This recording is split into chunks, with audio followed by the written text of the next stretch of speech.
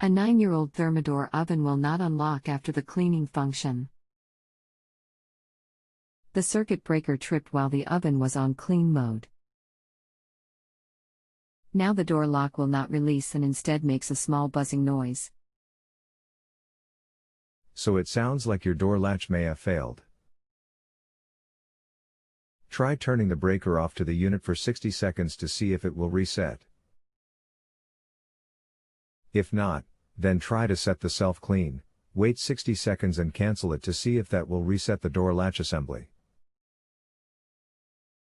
If nothing resets the door lock, then you just need to manually open the door and replace the door latch assembly.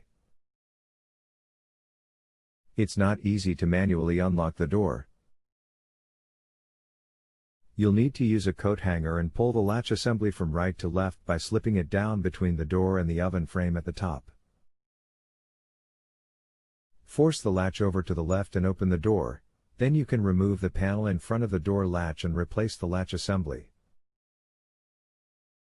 If you have a home improvement or appliance question and want to chat with an expert, now visit JustAnswer.com/YTHI.